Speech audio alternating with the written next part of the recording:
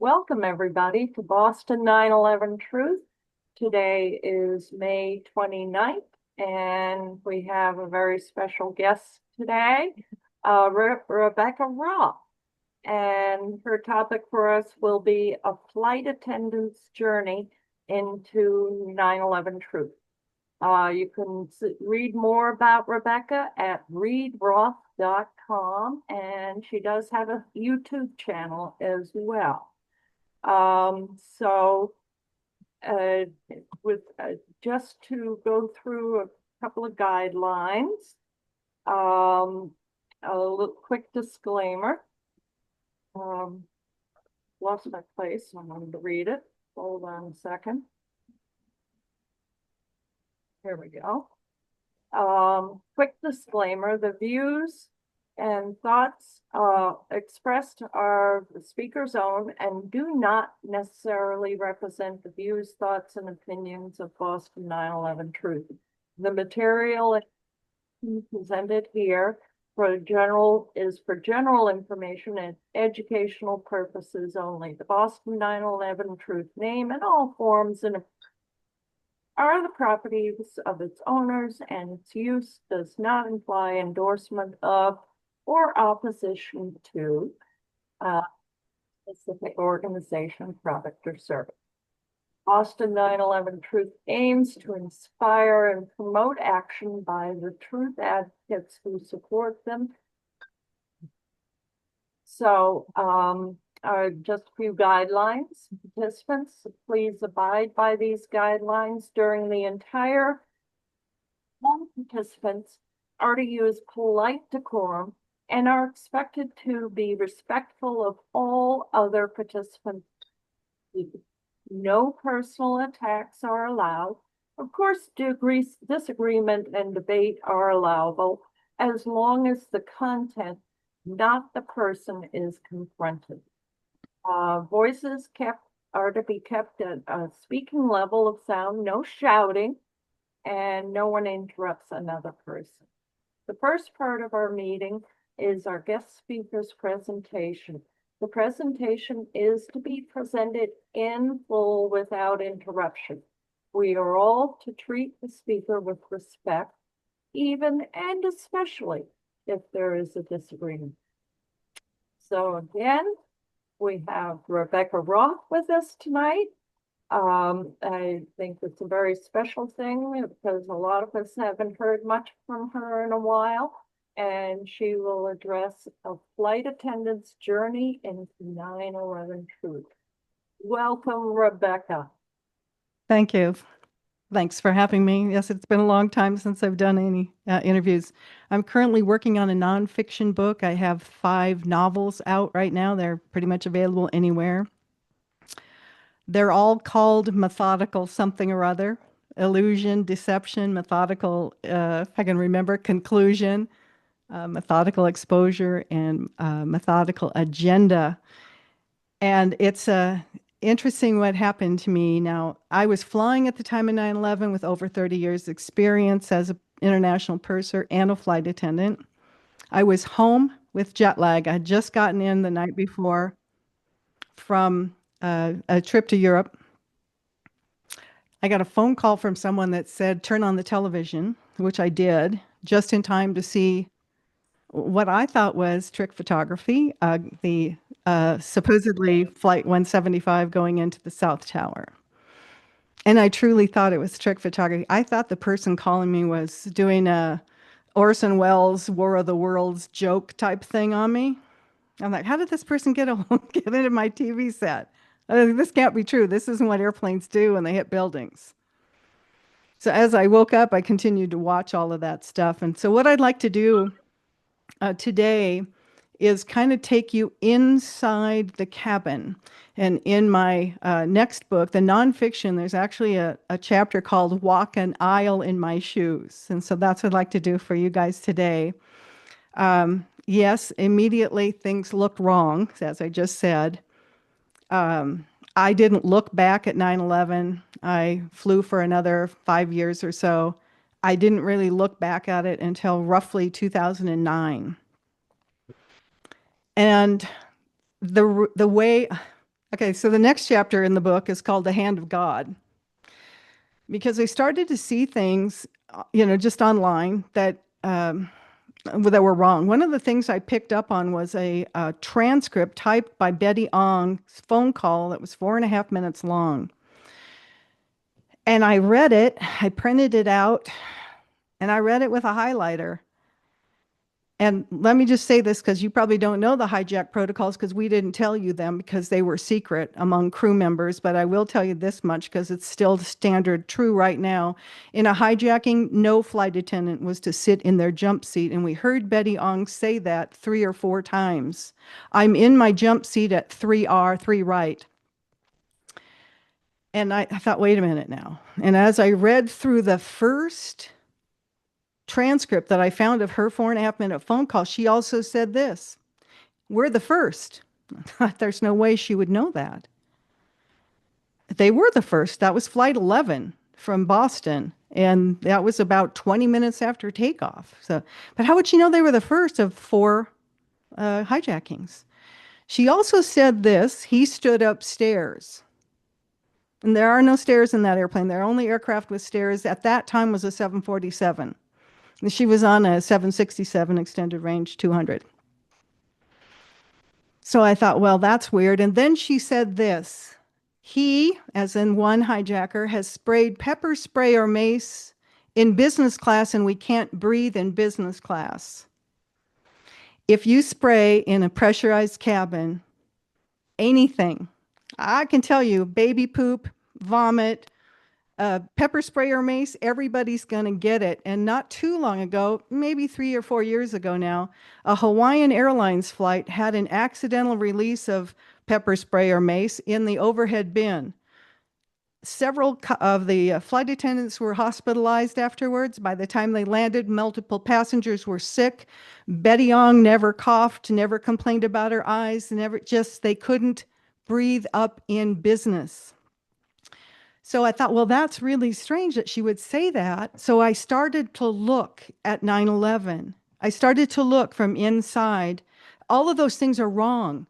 Now, let me just tell you, because I know you don't know, in the event of a hijacking, this is what we were told at the time of 9/11 in 2001. It's changed somewhat, so I can tell you what it was then.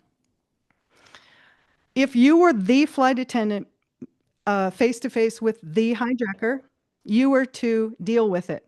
So if they picked you because you were blonde or because you were short or because you were fat or whatever, because you reminded them of their sister they used to beat up, whatever, everybody has a reason to pick the flight attendant they want to do a hijacking.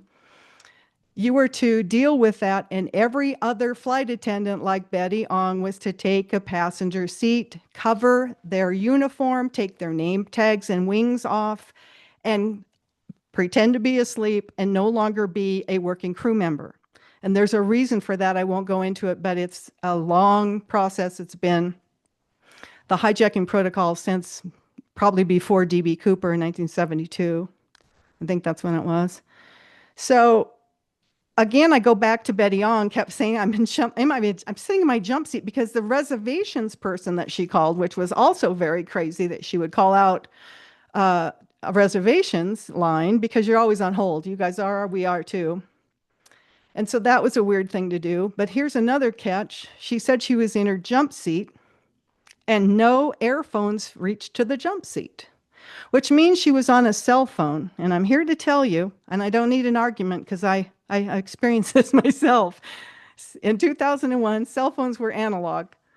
They still don't work. I have a flight attendant friend, flies for American. She flies the 777 almost every weekend to London, and she texts me every trip.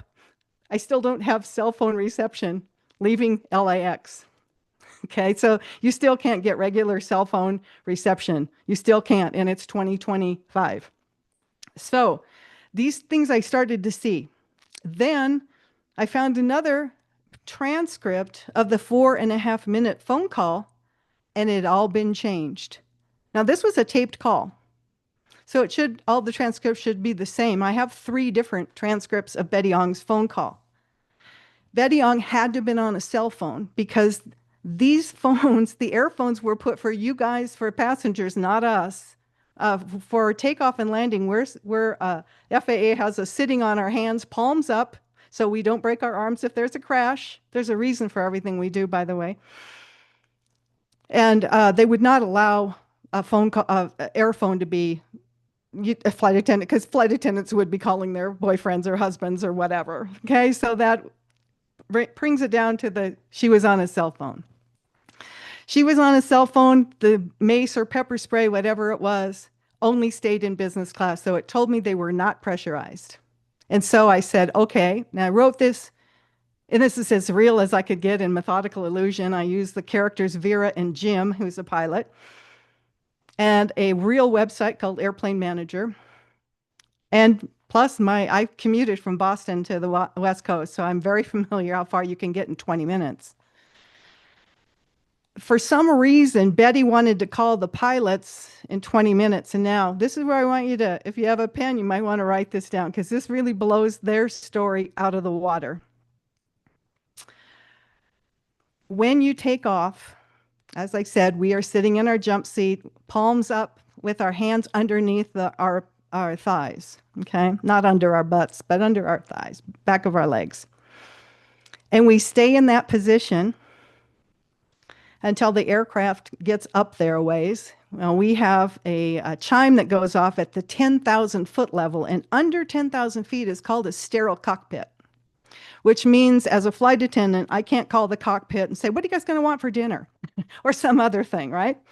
If I'm dating one of the pilots, I can't talk to him because they're busy. They're super busy up there. It's a sterile cockpit, so we only talk to them if there's an emergency. That takes between 5 and 6, sometimes 7, but I'm just going to say 5 to 6 minutes from takeoff. Okay, that's sterile cockpit. You reach 10,000 feet. You guys, if you go on flight radar, you can follow any aircraft leaving Boston. So you can see where all this lines up. Okay, so you take off 5, let's just give them 6 minutes after takeoff. You get to get your hands back. You start making your PA announcements if you're the purser or the lead flight attendant. You start to get up out of your jump seat. The first thing you do is pull the curtains. So on flight 11, it was a 3-class service. There was first class, business class, and coach. So there's 2 curtains that get pulled. But the first class flight attendant will get up, close her curtain. Someone down in business will close their curtain. And that's probably the first thing you do. Then what we do is we put our flat shoes on, maybe check our makeup, go to the bathroom, wash our hands, put our serving apron on, and flat shoes, right? Okay. At about 11 to 12 minutes after takeoff, we are getting things set up like beverage carts, meal carts. First class, you start icing glasses, opening wine, what have you, doing those things in the galley. And we get out into the aisle at roughly 22 to 23 minutes and start serving. Betty Ong made a phone call, and this is up in the air, 18, 19, or 20 minutes, because on 9/11, there's nothing ever solid. But somewhere we'll just say 20 minutes.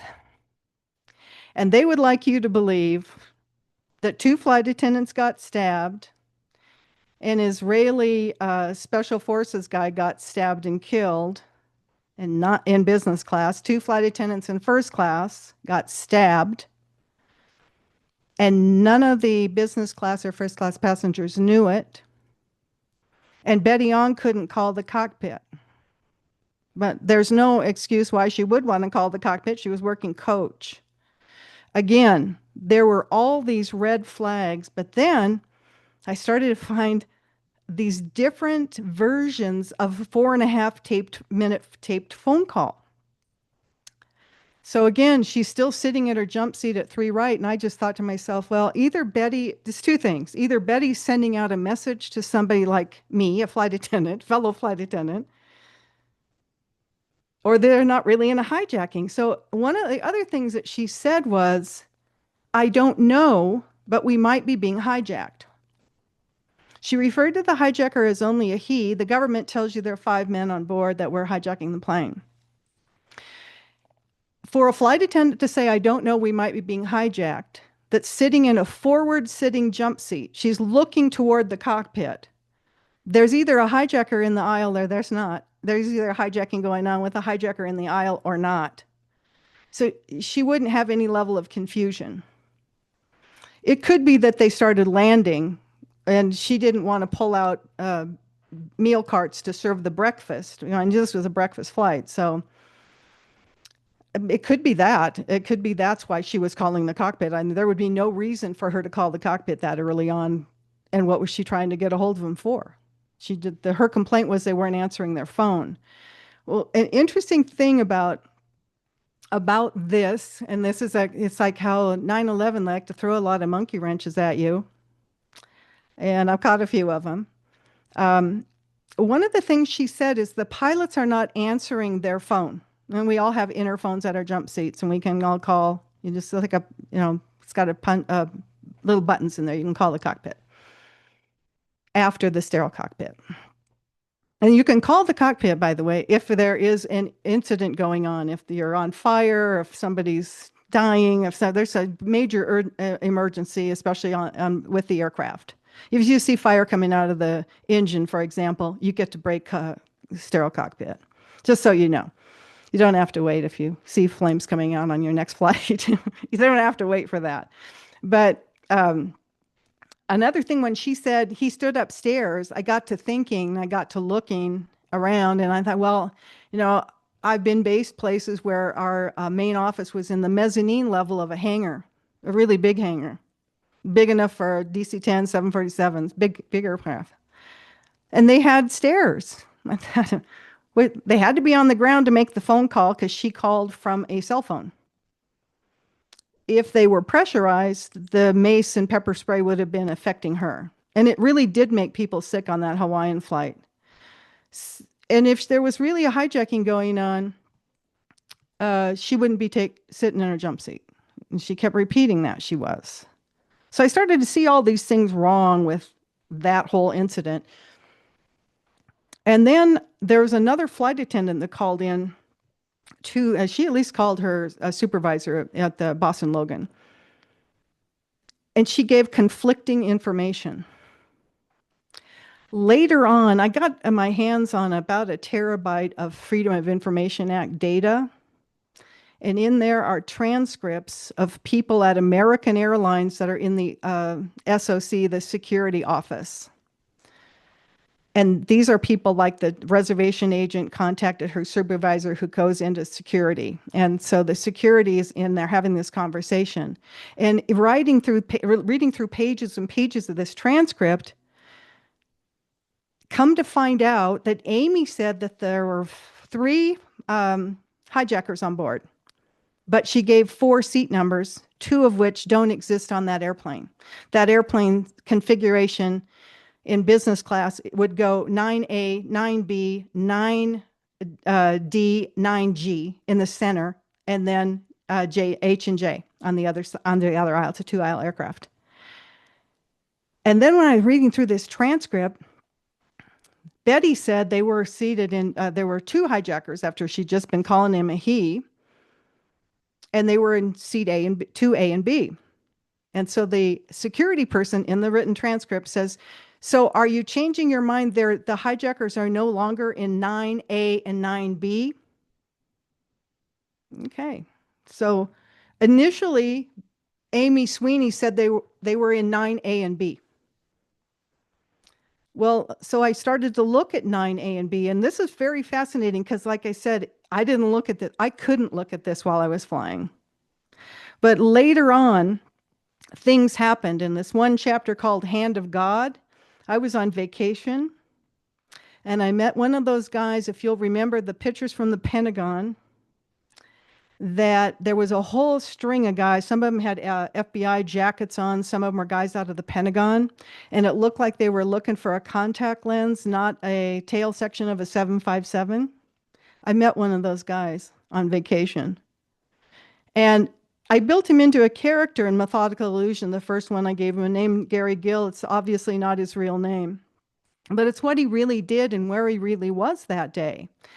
So we were just checking out of like a condo, and he and his brother were checking in. So we needed time to have the maids, I guess, clean the unit. So we invited them for lunch, and we started. I had no idea this guy was Special Forces guy, and I had no idea he was at the Pentagon. I wasn't really interested in 9/11, other than I'd seen some conflicting things about Betty Young's phone calls. And so as we sat down for lunch and had a couple beers, he started to tell us where he'd been in his very interesting Special Forces career. And the Special Forces basically are the military for the CIA. And one of the interesting things that he said was, do you remember seeing all those guys on the front lawn at the Pentagon? That's where I was on 9/11. And then, like, days later, I was in Afghanistan. Oh, really? Tell me more. He goes, yeah, it didn't take us very long. We were in Tora Bora, and we had Osama bin Laden in our sights. And the higher ups in DC wouldn't let us shoot him. I said, what do you mean they wouldn't let you shoot him? They wanted him to stay alive? Yeah, they wouldn't let us shoot him. He got away. So that, along with the conflicting stuff about Betty Young and hijacking and things not being real. For instance, Amy said there was um, a passenger stabbed and they had a doctor and a nurse on board. There's a real passenger manifest. There's not only no doctor, no nurse, but there's no hijackers either. And so that began to come forward. So after I did this, the first coast to coast interview with George Noory off this first book, Methodical Illusion, that book went into the top 10 of all books being sold on Amazon. I guess people were curious what was like from inside the airline. And I discovered so many things. There's all this conflicting information. One of the things as flight attendants you're told to do is like basically synchronize your watches and have the story straight. And the reason that I saw all these things is Betty said that Amy was sitting in the last row, second to the last row coach next to her. But Betty said multiple times she was in her jump seat. So which is it? So you can see, I could start to see that there's all these things wrong. And the reason you want to know where, that's kind of cool. The reason you want to know, they want to know where you are in a hijacking when it's a success. You would get the plane on the ground and you would be met by a SWAT team, police, military, whatever, whoever, depending on where you were. Obviously, if you're close to a military base, you could get those guys. And it's interesting because that guy in 9B, he was quite of an interesting guy. He was a Special Forces guy, and they didn't really say much about him for about 10 years. There's a lot of information about him. I've got an entire chapter about him, actually, because after about 10 years, then a lot of information came out about this guy, and he would have had all the training to do hostage rescue of an airplane. This is called Sayeret Matkal. It's an Israeli Special Forces. Bibi Netanyahu's brother was killed in an event where they were going after trying to rescue people from a hijacked airplane in Tanabe. And so they know how things work in our airplanes. They know how to make a PA and stuff like that. He was really specialized. So anyway, that's a whole nother story in itself, because eventually all of this information is going to come out, because it does. It's all out there. I just want you guys to understand what happens on the inside the airplane, because right after 9/11, I think it was on the 23rd of September. This is still online. You can find it. You can Google search this. BBC came out with an article where I think seven of the hijackers that were named came forward and were still alive. But between September 11th and September 23rd, a lot of people don't know this. This is written in a book called, I think it's The Hidden History of 9/11, Paul Zaremka, if I remember correctly. The first roughly 72 hours, the FBI said they had the passenger manifest. In order to be your name on the manifest, you have to be inside the airplane. And at that time, we pulled off the stub. Remember the boarding pass stub? So none of those stubs have been found, by the way. But as I was telling Susan, we're getting used to this whole Zoom thing. The airline is a huge family. Doesn't matter if you're with United, American, Delta, Southwest, it doesn't matter. We all are connected and we're all affected by 9/11. We're all affected by any crash. It's just the way it is. So after this interview I did with Coast to Coast, I started getting contacted by all kinds of people. And I really didn't know this at the time that I wrote the first book, but in the first 72 hours, the FBI claimed the hijackers were four people on Mohammed Atta and four other people on Flight 11. They had their names. They were the Bukhari brothers, Amin and Adnan, and two guys named Kamfar, Kamfar. And unfortunately for them, the Kamfars and one of the Bukharis were still alive. One of the Bukharis was a FAA employee in Florida, flight instructor. And the other one they claimed this. I'm not claiming it. The FBI told us, we just didn't know. We were so freaked out. You can still find this. I still actually have the newspaper from CNN on it, that they said that was these guys. But one of the Bukhari brothers had died exactly a year, September 11th, a year before, in the year 2000, from a small plane crash in Florida. So when these three guys show up alive, and the one who was a Bukhari also knew that the other guy had been killed in a plane crash, the FBI then changed their story and said, okay, it was Mohammed Atta, Walid, and Wael al-Shirhi.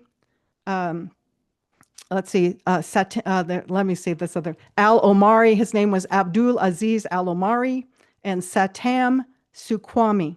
The problem with Satam Sukwami, who they told you was in 9B and cut the neck of 10B, cut the neck of 9B, the Israeli guy. In his passport, the picture belonged to a passenger named Salem Al-Hazmi, who was supposed to be on Flight 77 into the Pentagon.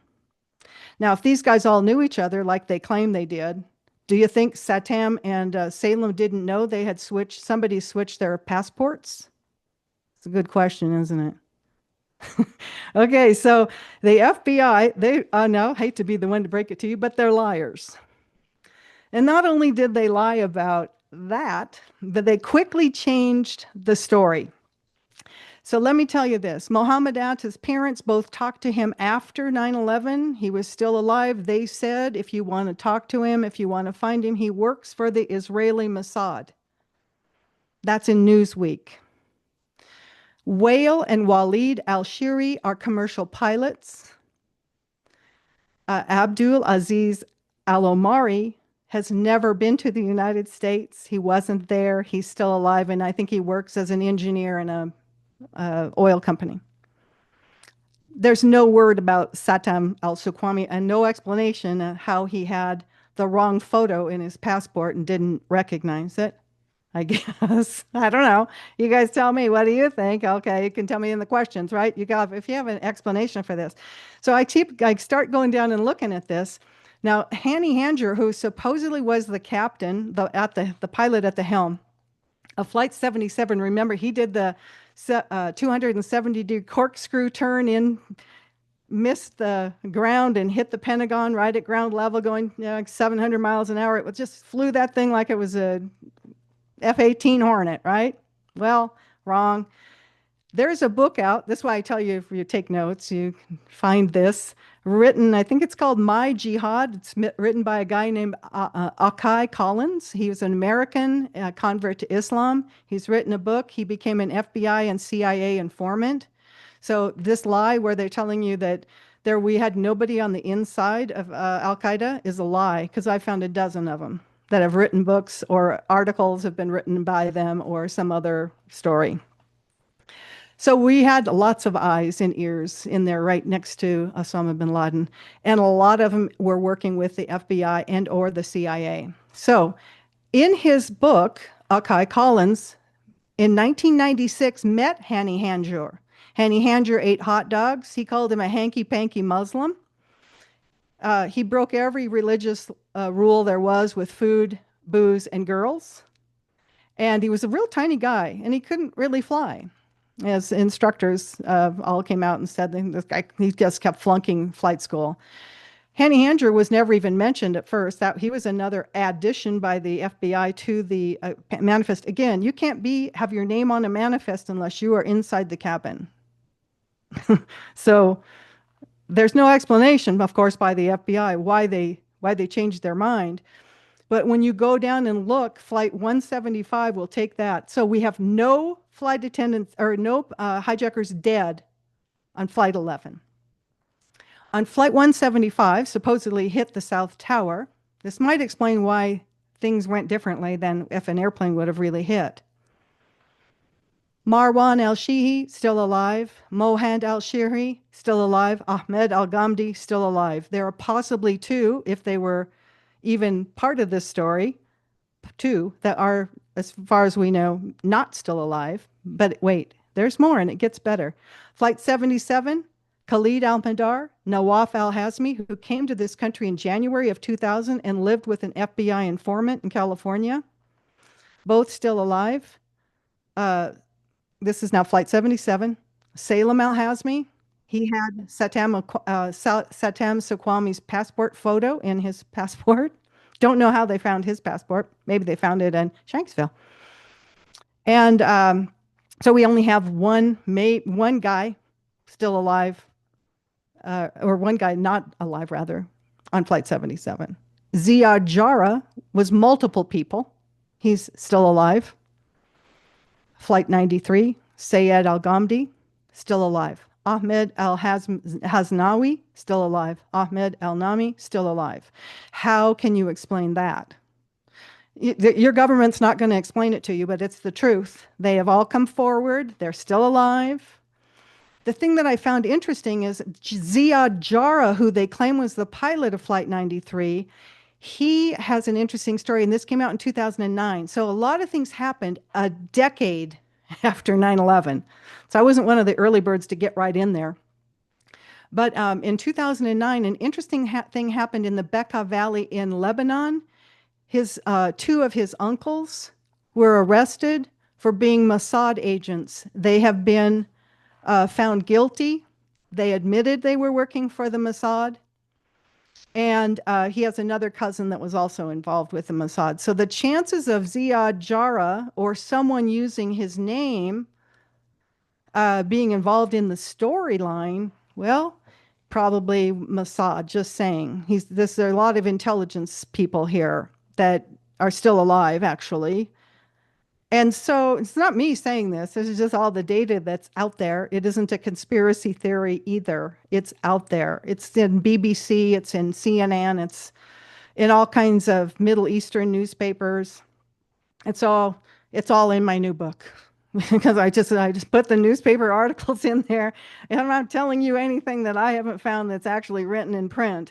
So I find it very interesting when you put all those pieces of that puzzle together that we had a flight attendant that didn't know if there was a hijacker on board. We had a flight attendant that said hijackers were sitting in two seats that weren't even on the airplane. We had somebody say we're the first. Somebody had to tell them there was going to be more than one hijacking. All of these things that I originally found have been removed from the quote Betty Ong 4.5-minute call. The he stood upstairs is gone. I found one the other day that still had we're the first. He stood upstairs. There's stairs in every hangar. So you go up to the office level. And it could be, I'm just going to guess here, it could be that some of the people that made the phone calls, because cell phones could not be made unless they were on the ground, on all of them. In Flight 93, it was almost all cell phones. So in order to do that, they had to be on the ground, and maybe some of the calls were made from, like Betty's, for instance. They didn't know. I can just tell you because you can't sit in a jump seat and talk on an airphone. It's as simple as that. There isn't an airphone for you to talk to. So maybe, just maybe, they brought them into an office. And that's why a lot of the people on Flight 93, the passengers, a lot of them, the people on the receiving end of their call said, well, Lauren called and left a message on it was just like she was driving home with the pizza. It was as if she was in the room next door. I didn't hear any engine sounds, and this is one of the things most everybody said is they didn't hear any engine sounds. And you know how Donald Trump likes to talk, and he's always talking, and he's on a Air Force One. If you listen the next time, not to what he's saying, but to the background, you can hear the jets. I'm sorry, that's just the way it is. It was that way on the airphones as well. Not only that, the earphones were extremely expensive. You had to activate them by a credit card. And I just, there's a lot of missing things. So you can see how fast it would be for somebody to get up and kill someone in business class and then move up to the cockpit and slice the necks of two flight attendants, because we have weapons on board. Can't tell you where they are, but trust me, they're there. In 18 minutes, and have somebody in the back not know what was going on because the curtains were closed. But somebody kept coming back to talk to her that she referred to as a he and thought maybe there was a hijacker on board. So from inside the airline, inside the business, inside what would be going on, here's another interesting thing. This is just a flight attendant thing. This airplane took off, the planes out of Boston took off around 8 in the morning. There's always one person that needs a cocktail because they don't like flying or what have you. Or maybe they just got divorced, or maybe they just got married. They need a Bloody Mary badly. There's never been any talk about any, and all the stuff I've read, that the flight attendants never said, well, the passengers are freaking out. They haven't had breakfast yet, or we haven't even served coffee yet, because there's no mention of lack of service or that they did anything, because all this happened on climb out. Now, if you, next time you get in an airplane and you're climbing out, you just take a look at your watch. The first 18 minutes you're climbing, you're at a steep peak, and it's you learn how to do this when it's your job, because you eventually have to get up because somebody has an incident, or you just have to get up to do something on climb out. But it's not something you would be able to do with a box cutter and kill someone climbing out at that angle. So I hope that all makes sense to you. So inside inside the business, inside the cabin. So we can take that flight 11. On flight 175, the male flight attendant was a black belt in multiple martial arts. Now, if you think about the last time you got in an airplane, you come in door one left, and then you turn right to go down the aisle, and straight across from you is that galley. That's the first class galley, and that's where he was. And just to the left is the cockpit door. Well, I talked to his son, who told me that before he took this job, he told his son that the CIA had offered him a job, and if he took the job, it meant he could never see his son again. So I asked him, I said, well, if your dad was up there, the crew member, and he saw hijackers trying to come to the cockpit or whatever, try to stab him or his coworker, what would he do? He said he'd killed him with his bare hand. So here on flight 11, we had a guy in 9B. Here in 175, we got this guy. So all the other flights had people very similar to this. They were athletic. They were last minute additions to the passengers. They decided at the last minute. Flight 93 had all of the Let's Roll team. They were all young, 33-ish, 6'4", 225-pound rugby players, football players, judo champions. And they got beat up by a 5'2" guy that can't speak English. Another thing, just so you know, Amy Sweeney said that one of the hijackers on flight 11 spoke perfect English. None of the 19 accused, that were even the ones that are still alive, spoke perfect native English. But for the passenger in 9B, he lived in Denver, Colorado until he was 14, and then his parents moved him to Israel, where he learned to speak Arabic fluently and Hebrew. So you see there's things that are not right with this story from inside the cabin. So is that enough for you guys? Sue, is that enough for you guys? Very good. I just want to share screen with your website. There we go. Can you all see that? So you can learn some more by visiting what's it, Roth. Readroth.com. That's probably the better website to share. This looks like a YouTube channel. As far as I knew, YouTube took me down over 6 years ago. That's why I opened a membership site because one, it's kind of toll free, troll free rather, and it allows me to speak without fear of people that let me just say this because you guys need to understand. I'm sure you do by now. People, I was telling Sue this before we started. I have 3 people that I witnessed the airplanes landing at Westover Air Force Base in Chicopee, Springfield. So Uh, you guys are all from that area, I'm assuming. So you can look it up on the map. uh, The gal, oh, Beyond Springfield, isn't it? Chicopee, it's kind of, if you look at Chicopee and Springfield, you'll see it right there. You can't miss it. At the time, the it's a C-5 Galaxy transport. It's bigger than a 747 base, and it was a reserve base for logistics, it's called. They went to work right away after 9/11 to the Middle East to set up the bases and stuff. But I was contacted by people that were based there, and they were activated sometime, 10 or 11 o'clock that morning.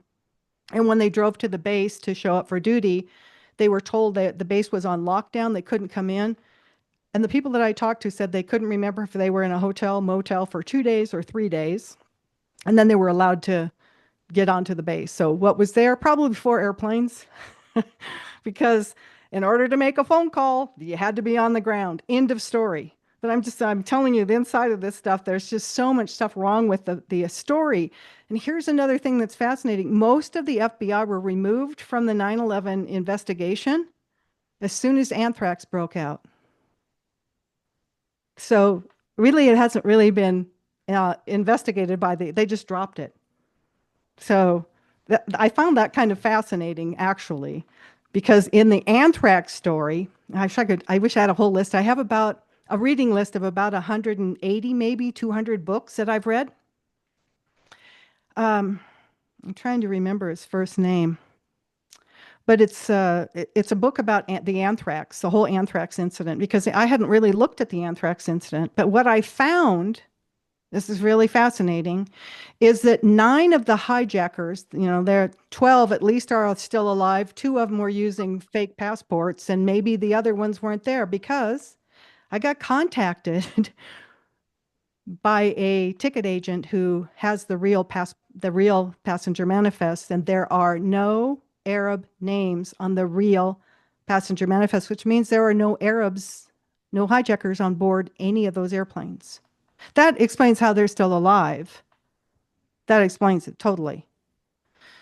All right. So just as an aside, I was actually born at Westover Air Force Base Oh, in 1952. Yes, I'm old. Uh, yeah, because my father was in the Air Force. So anyway, Ray has his hand raised. So go ahead, unmute yourself and ask your question, Ray. Yes. Can you hear me? I can hear you fine. Okay, thank you. You go by the name Rebekah Roth now. I will answer no personal questions about me. If you Okay, can't no, talk no, about oh, 9/11, oh, I was just thinking. that's correct. We just saw the books.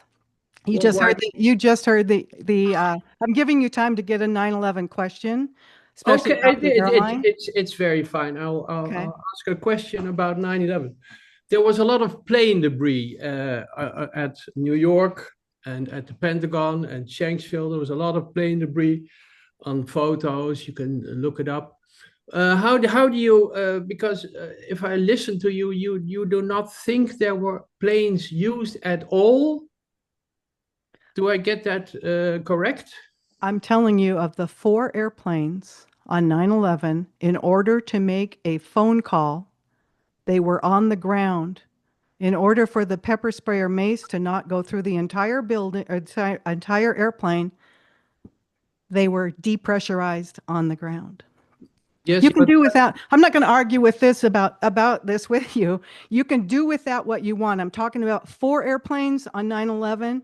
I'm not going to talk about holograms, nukes, or anything else. I'm telling you from what it's like inside the cabin. If that wasn't enough information for you, I wasn't at the scene, but I did spend a long time talking to a couple of firefighters that were. there was plane debris. Do you agree with that? Because I do not understand why you kind of make a story that there were no planes, because Okay, listen carefully. you begin your Ray, hey Ray, speech. listen carefully, Ray. Just put your finger in your mouth. Listen carefully. On the 4 airplanes on 9/11 that they told us cell phone calls and airphone calls were made. In order to make a cell phone call in 2001, those airplanes were landed. Okay, swallow hard on that. There are 12 of the supposed hijackers. None of them ever got on a passenger manifest. 12 of them are still alive. I don't care what was found at Shanksville or at Fishkills or anywhere else. I'm talking about inside the cabin. If you don't have a question about what the flight attendants would have been, should have been, could have been doing, I don't think I have a reason to talk to you. Okay, but you hinge on this airphone and cell phone, that it must have been a cell phone that Betty Ong used, but what is the reason not to do think she was on an airphone? Because she said she was sitting in her jump seat and they didn't have earphones to sit at the jump seat and talk on the phone. But it's corroborated that these planes had airphones. They didn't fit at the jump seat. Do you listen? But there were no Are you airphones listening? on the plane. Listen carefully. There's something wrong with you. She was seated at a jump seat. There's no access to an airphone at the jump seat, which means she was using a cell phone. In order to use a cell phone in September of 2001, that airplane was on the ground. Now, I have 3 people that were eyewitnesses to the plane's landing at Westover. Is that good enough for you? No, I don't understand that there were earphones on board, but you say she did not use one because She she was must have seated at used her an. jump seat. She couldn't reach one. Is there something wrong with you? Or do you understand English okay? On to the next question. Thank you. It was not nice. Okay. That was weird. Mark, go ahead. Wow. Unmute yourself, Mark. Oh, and before we go on, I meant to read the second part of our guidelines. Part of our meeting is the Q&A with the guest speakers. Participants will be called on in order of hand raise. All questions are to be brief, around 2 minutes, and on topic with presentation. No off-topic questions allowed. The on-topic requirement is in keeping with our policy, treating our speakers with respect. Any off-topic questions or comments are to be held until the final portion of the meeting, the agenda portion. But remember, this is a 9/11 truth group and all topics have to have something to do with 9/11 only. Those who do not abide by these guidelines will be warned, and failure to heed the warning, that person or persons will be banned from the. Okay, that being said, I should have read that in the beginning. Go ahead, Mark. Hello, hello, Rebecca. Hello. I'd just like to ask you a question regarding you say the 4 planes landed at Westfield, was it? Westover. Westover, sorry.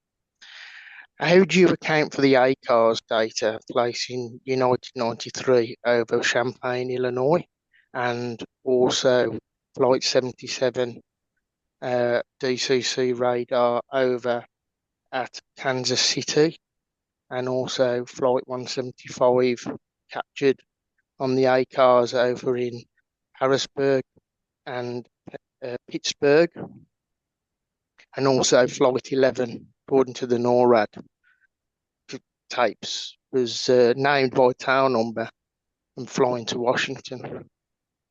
Just sort of conflicts with a lot of the lot of telemetry data, and I'm just interested to see where you stand on that. Plus, none of the four planes had any ELTs to say that plane had crashed. Yeah. Okay. Let me give you the answer. It's not from inside the cabin, but I do have your answer. Because I have nearly a terabyte of Freedom of Information Act data. I have all the flight plans. I have all the ACARS messaging. And you need to understand this. It's kind of weird. But on the day of 9/11, there were multiple military drills going on. And in order to do these drills, there were a lot of Air Force people participating in these drills.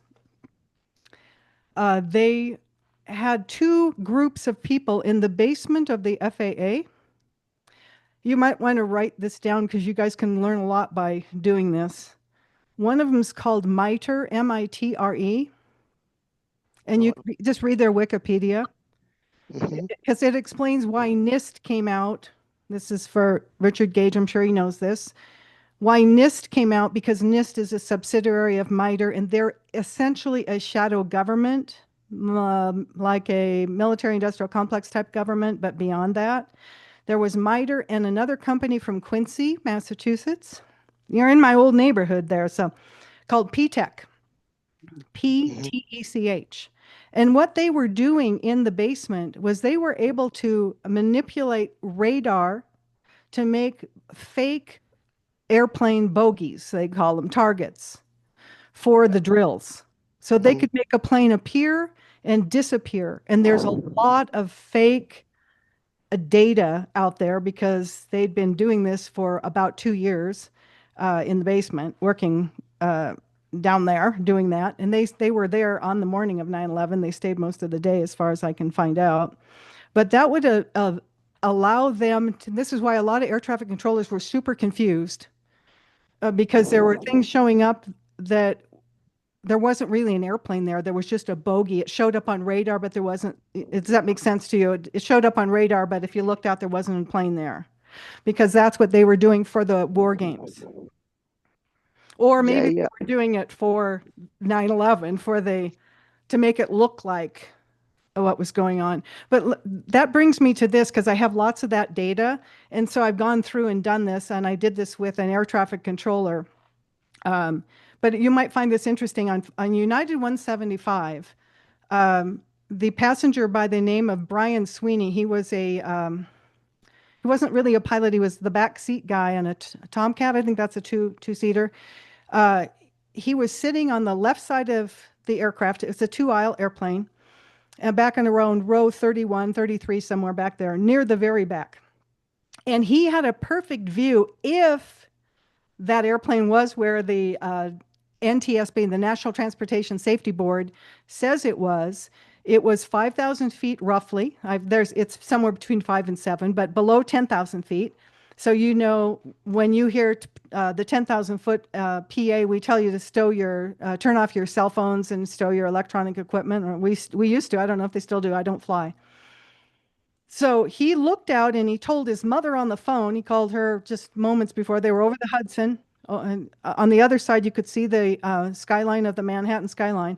He told his mother he thought they were over Ohio, and he was looking straight at Newark International, Liberty International.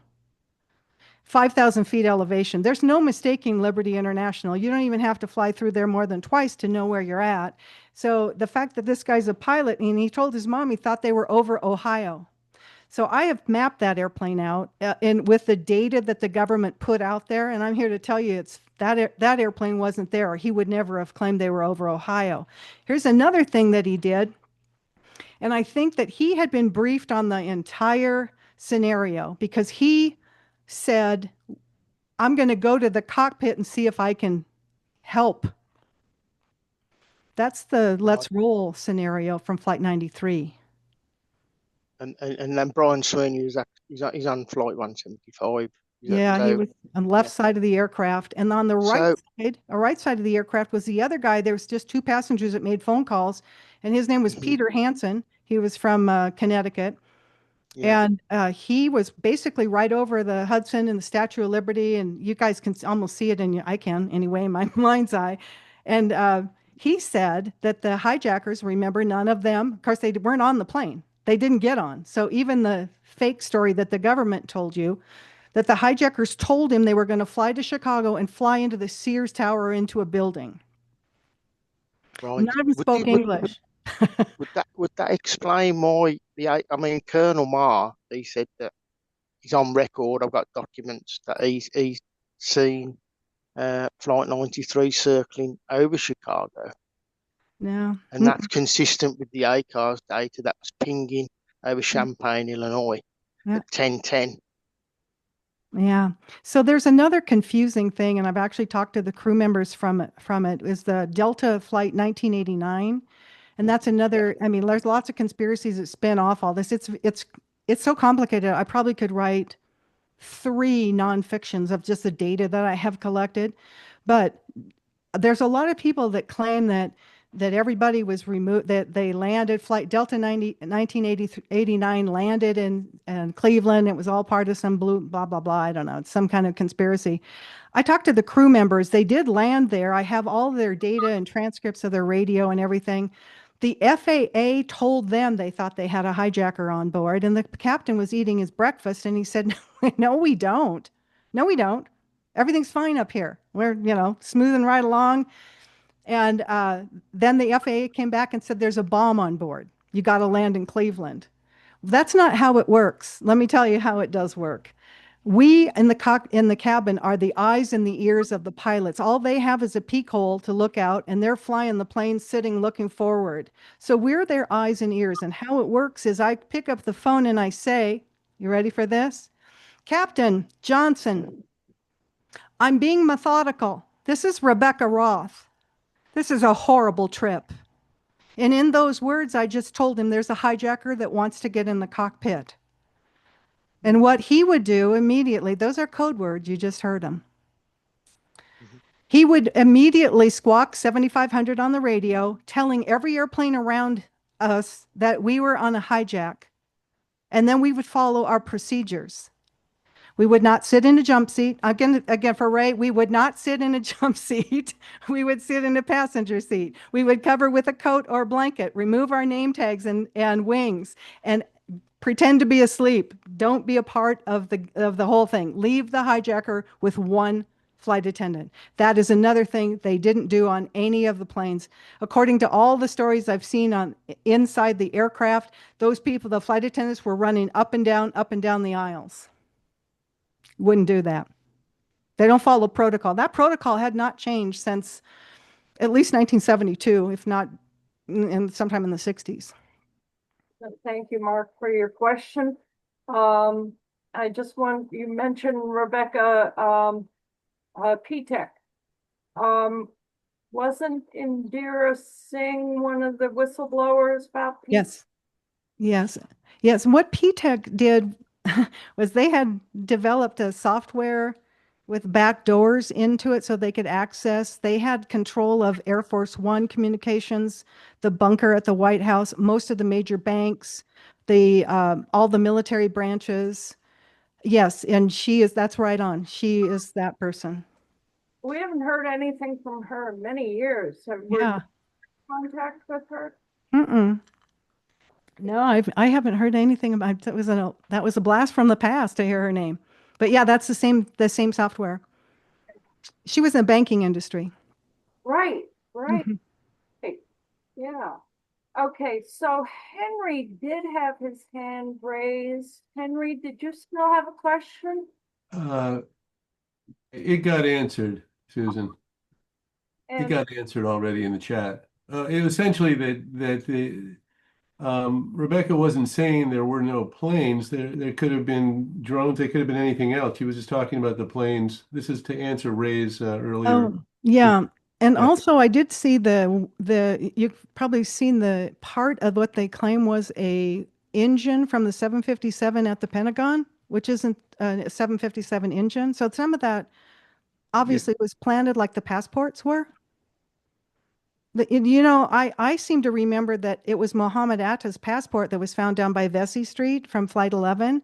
But it wasn't. It was Satam Sukwami's who had Salem Al-Hazmi's photograph in it.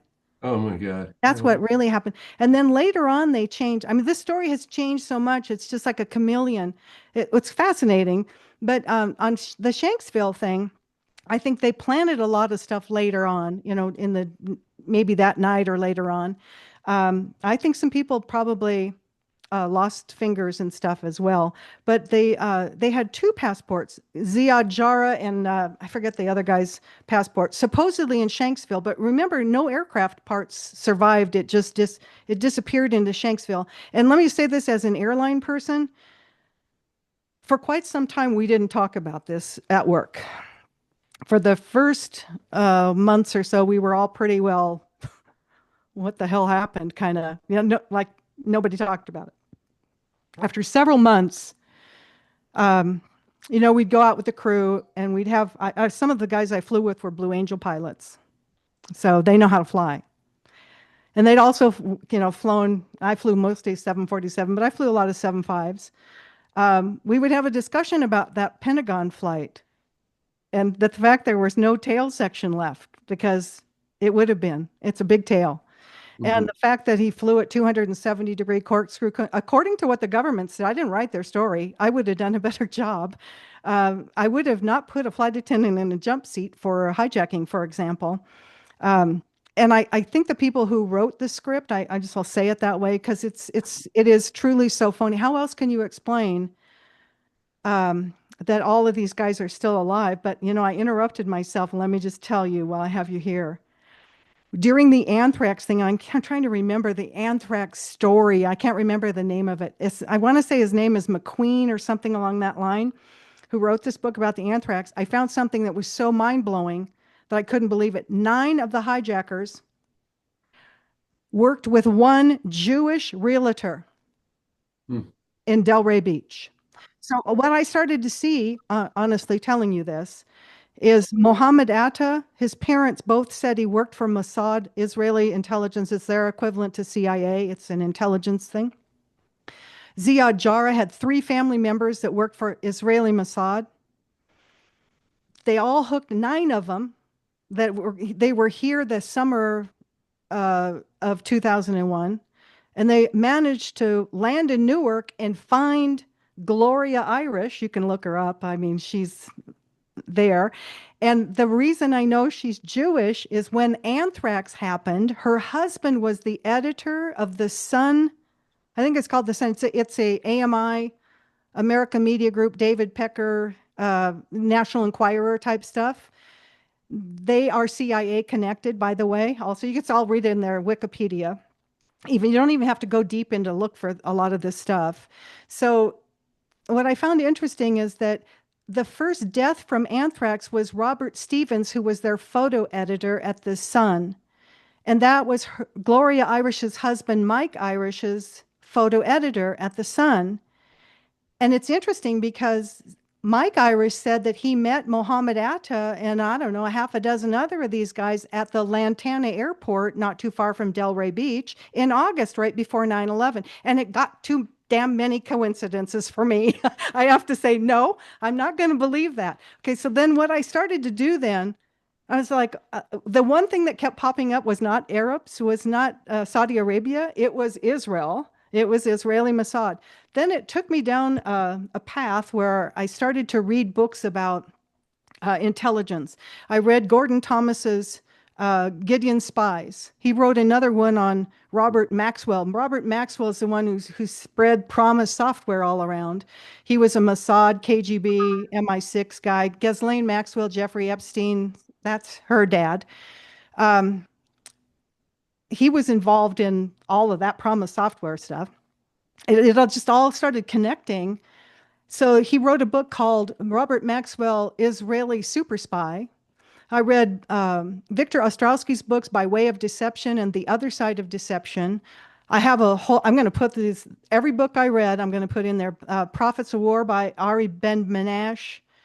Lots of people that, listen, I've been contacted by assassins, good, bad, and ugly, friendly ones and not so friendly ones. I've had people hunt me down. I've had to move a few times. It's not a game. These people play for blood. I am not kidding you. And now I understand when the people, I will tell you where the eyewitnesses were. One was in Otis, Massachusetts, which is not the air base, but the one west of Chicopee. And she was on her way to Great Barrington, is it called? Great Barrington, to an appointment. She walked outside and there was a United 767 right above her head. She thought that plane was going to crash. And so she went on to her appointment at Great Barrington, came out, and then she heard about these planes crashing into the towers. And she's like, wow, that couldn't have made it that far. It was almost on the ground. She could see clearly what it was. Another person had just dropped their kids off in Lee, Massachusetts, I believe is a town, at a private school, and was headed back to Stockbridge. And American 77 right on top of her head. No doubt about it. It was right there below radar, probably not more than a few hundred feet off the ground. And then the other person, actually, this takes us back to Susan. Her dad worked at Westover. Her dad was a mechanic, I believe, is an airline mechanic. She had been FBI. She was out walking his dogs. And when you're used to this, I flew a lot of military charters, and we flew commercial planes into bases all over the world. The guys always like to come out because we had the 747, right, and check it out and stuff. But she said, I looked at that and I saw these planes landing, and I just thought to myself, bigwigs from the Pentagon, because the MAC charters, when you move troops around for drills and stuff, that's what we did.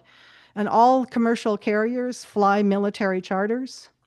So she just thought nothing of it. But then she got wind of the books, and I maybe heard the Coast to Coast AM thing, and just a lot of people started coming forward when I did the Coast to Coast AM interviews. I did 2 of them, and fascinating stuff. I mean, I've had such an interesting conversation. Probably no one more interesting than the guy who was the air traffic controller at Edwards Air Force Base and the military liaison to Area 51.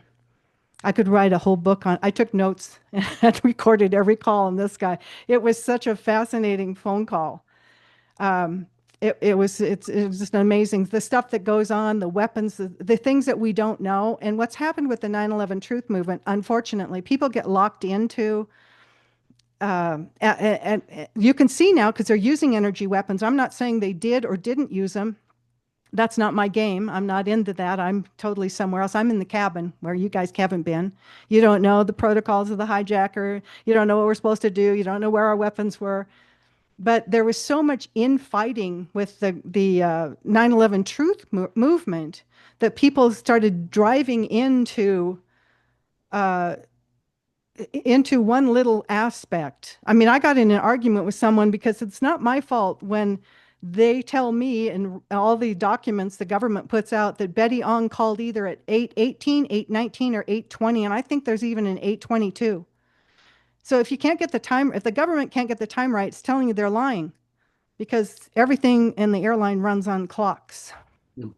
Pushback, on-time departure, on-time arrival, everything's run by a clock. So that's another red flag for me. But I found the connection to the Jewish realtor by 9 of these guys quite fascinating. And then her husband. And then the first anthrax death. And that's how I found out about her. But she's not the only person that the FBI wasn't interested in talking to. Now, can you imagine the FBI not being interested to talk to the person that found housing in the summer of 2001 for 9 hijackers? They had no interest. They also had no interest in Nick Berg, who was a student, but not a student at the University of Oklahoma. That's a whole nother chapter right there. David Edger, who was the head of the CIA in Berlin, who was monitoring the Hamburg cell, just forgot to watch that they were flying into the United States to do this, I guess, or maybe they were doing something else. He went to work in August of 2001 at the University of Oklahoma, Norman, Oklahoma, where Zachariah Moussaoui, the so-called 20th hijacker, was taking flight school, and Mohammed Atta and Marwan and maybe a couple others showed up in August also. And he was the mentor, or David Boren, the president of that university, was the mentor for CIA director George Tenet. George Tenet and the CIA and David Boren were having breakfast on the morning of 9/11 in Washington. It all connects. It all connects. As far as I know, David Edger's still giving a class there. But there's no reason for, that some of the hijackers were also seen in Oklahoma after 9/11. Marwan al-Shihi in particular. Well, we have 5 more questions. I'll try to make them shorter, the answer, sorry. There's just so much information. Jean, you had your hand raised, but I guess you had your question answered. Or Sandra? Yeah, it was me, but it's it's not that important. David, go ahead. David Schlesinger. Thank you. First, I want to compliment you, Rebekah. Your voice is so terrific. You could make a living at voiceover. But I have a simple question, and that is, have you seen Wayne Costy's 17-chapter treatment of the Pentagon, where in chapter 6 he shows the wreckage of the fuselage? If you know that there's something wrong with that, it would be good for us to know. Well, I don't think and you might have missed this if you came in late. One of the things that really started me out on this, and the chapter of my next book is called The Hand of God, is when I started to question some of the stuff about 9/11, this is like in 2009, I ran into, just by chance, a gentleman who was on the lawn at the Pentagon looking for airplane parts, what have you. And he reassured me, because I asked him, I said, well, let me just ask you the burning question from me. Was there a 757 crash there? Because I didn't see a crash site, because there would be a tail section, by the way. And he said, I'm here to tell you, on God is my witness, I was there. I was there. If you look in the pictures, I'm one of those guys standing there in a line. There was no 757. Now, it could have been a drone. It could have been something else. I've talked to other people that were there that said it was just an explosion. Now, I talked to a guy who was at the guardrail, had come in from, he was in naval intelligence, I think Navy, but his offices were on the other side, exactly opposite of where the explosion happened at the Pentagon. He was walking in from what's called the Navy Annex. If you look on Google Map, you can see where that was. He was walking to the Pentagon. He was at that guard railing that you see a lot of firefighters stopped at that guard railing. It's in a lot of the pictures. And he said there was no plane. And so it was an explosion. So he went around, got in the other side of the Pentagon, and he said when he got home, he didn't watch regular news. When he got home, he was on the other side of the Pentagon. Nobody said anything about an airplane crashing into the building, but he could smell cordite in his office. And when he got home, he doesn't watch TV, so he went online, and that's when he found out that a plane was supposedly hit the Pentagon, and he said it was BS totally. So I have a few people that were there that can tell you that you have to understand that this was an intelligence operation, and people were paid really big money to lie. And some of the 9/11 truth movement have been infiltrated with people that are making money to lie, or to prevent the entire truth from coming out. That's been my experience, experience of several other people. this was not, there's a lot of people, I thought this was the weirdest thing when I first started looking at it. And people said 9/11 was Israelis. Well, I'm just telling you, I found a lot of Israelis, but there were a lot of Americans too. I haven't found a lot of Saudis that weren't intelligence people. All the intelligence agencies work together. And if you go on YouTube and listen to somebody like Judge Napolitano's Judging Freedom show, you'll hear his guests tell you the Mossad, the CIA, and MI6, they all work together as a unit. Now, in my third book, the Yellow Book, that's because the gold was found from the vaults. Remember the gold that was missing in the vaults under the towers? That's why that cover is gold, because it was brought to a place where the air traffic controller that joined me saw it. He was directing the planes in to land, and thus they got curious what they were doing, where they were landing them, and they went and found the gold. And at the time, this was way before 9/11, weeks before. So after 9/11 happened, we found out that the vaults were emptied. Then he realized that, oh yeah, that's where the gold went. That's why they were flying through this restricted airspace. So, oh, I can't hear you. Are you muted? No. Everything you said is relevant. I'm just looking for your critique of the photos that you might be able to tell that these photos couldn't be from the supposed plane that hit. They're chapter 6 of Wayne Costy's 17 chapter piece saying that the plane did hit the Pentagon, but you could look at his photos of the wreckage and comment on those photos. Okay, I'm not saying you're wrong. Okay, I'll comment for you. I've seen pictures of the supposedly an engine that is not a 757 engine, but I haven't seen his work, so it's not my forte. It's inside this. It's between the C and the D ring. The fuselage is shown after got through the C ring, but not to the D ring. This has to do with, That's all I need. David, that has to do with crash sites, and we're talking about the airplanes and what happens on board.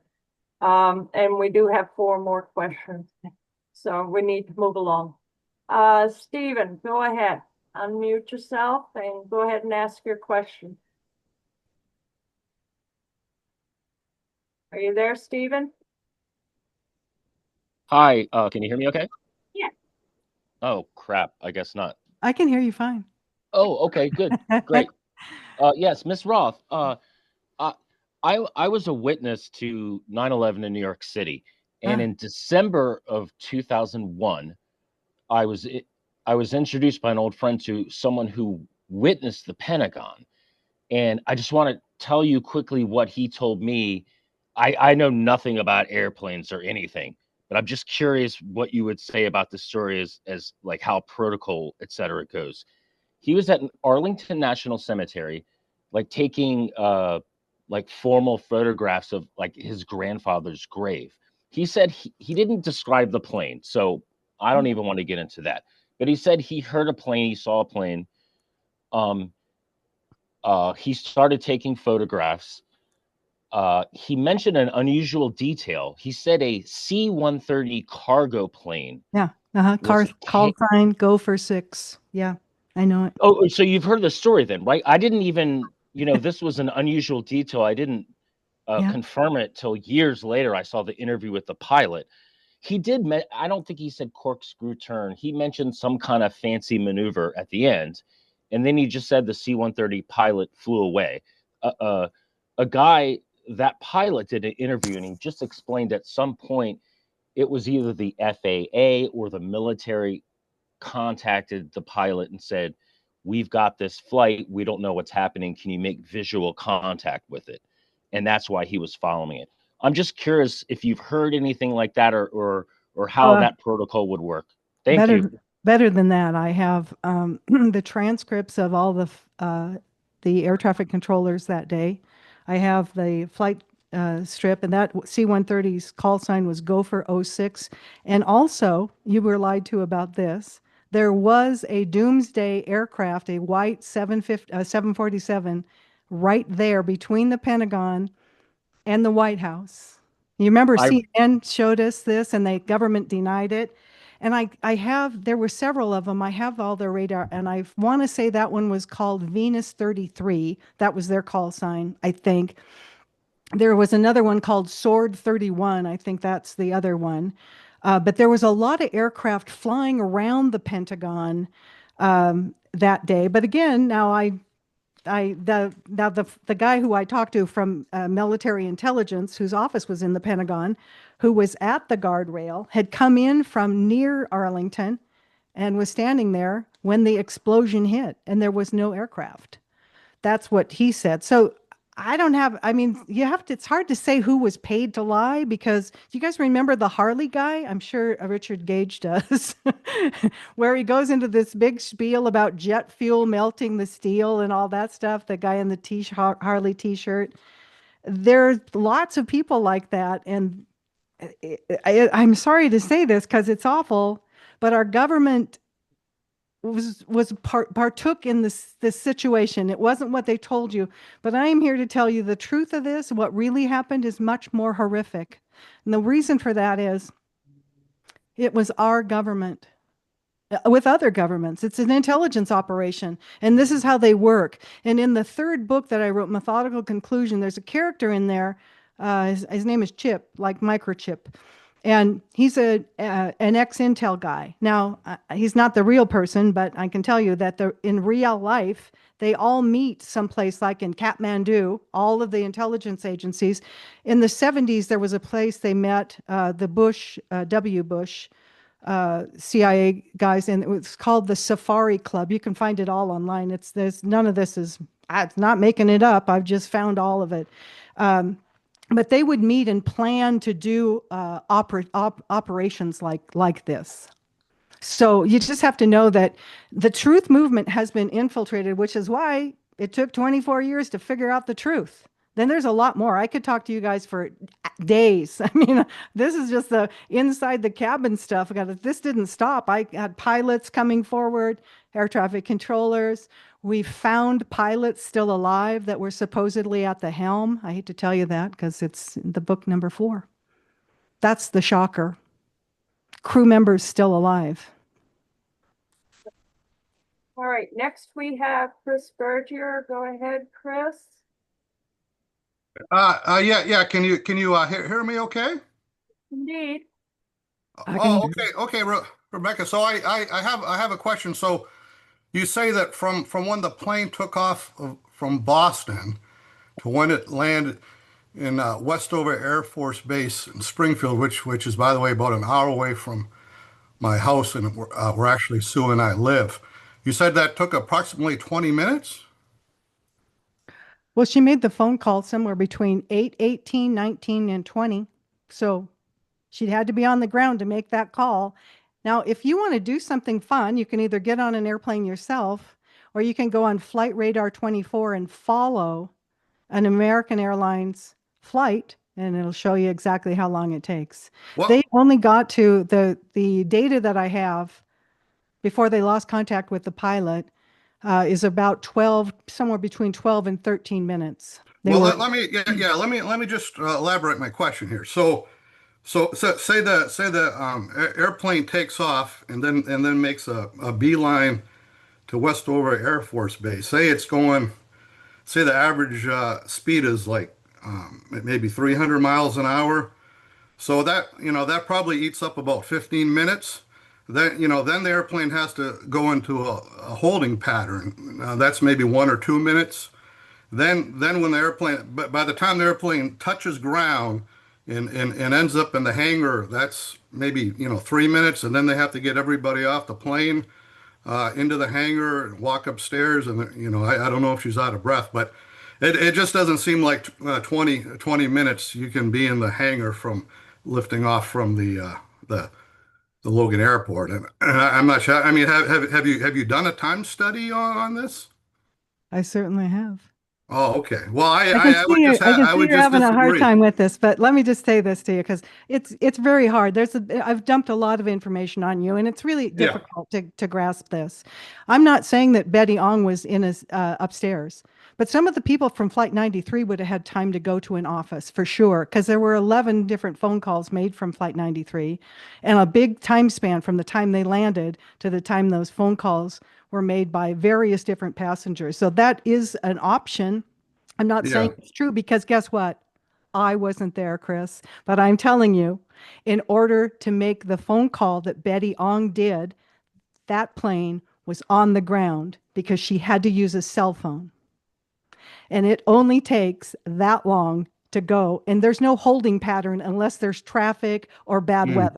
So that's kind of silly that you would say that. They would have Well, had well, a direct but line. well, hold on, but you said, but Betty Young said that he stood upstairs, so that means she's out of the airplane into the hangar and looking at a guy upstairs. So that gives her like 3 or 4 minutes to get out of the airplane into the hangar. She Would you could have agree been, there? she could have looked out her window and seen someone standing in up the stairs. There's stairs in every corner. Yeah.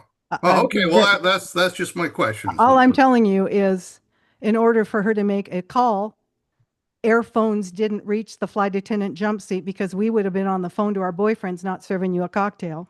hmm. Simple as that. We're supposed to be sitting on our hands to have our arms not broken so we can open the door to get you out, right? So Hmm. we were not supposed to be on the phone. Phones weren't for flight attendants. They were for the passengers. They were seated. They were in the seat back, sitting in front of you like the tray table is. I don't know if you ever saw them. They were about $13 to activate. And they're Hmm. $3 a minute to use. So, and they weren't, excuse me, very good. The quality Hmm. wasn't good, which is why they took them off. And that leads me to this. Flight 77 that supposedly went into the Pentagon, Barbara Olson, who did or didn't call her husband once or four times, because all of that changed when the Zachariah Moussaoui trial came out. And yes, I have that document too. She supposedly called from her cell phone and from an airphone collect. That's what Ted Olson's nurse, secretary said. You can't call collect from a cell phone and you can't call collect from the airphone. You had to activate it with a credit card. And it started charging you right there, $13.50 the minute you swipe. Okay, then it charged you per minute. So for some reason, Ted Olson was lying. I don't know why. I'm not part of his story, but he wasn't telling the truth. I don't know why he wouldn't tell the truth, but she can't make a collect call from either phone. But worse than that, Chris, here's the bad news. Hmm. American Airlines had deactivated all their airphones from their 757 fleet in January of 2001. And yes, I have that document too. I do. So she had to call on a cell phone. Okay. Well, yeah. Thanks for addressing my question. So You're I'd welcome. be curious. Yeah. Thank you.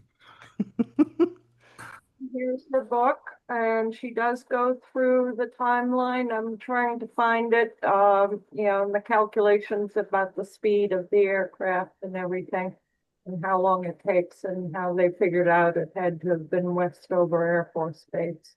So you see you said it is documented in that book, Sue, and you were able to look at it about the timing. Fictional book, Yeah. but it's it's based on her testimonies that she's gone through, etc.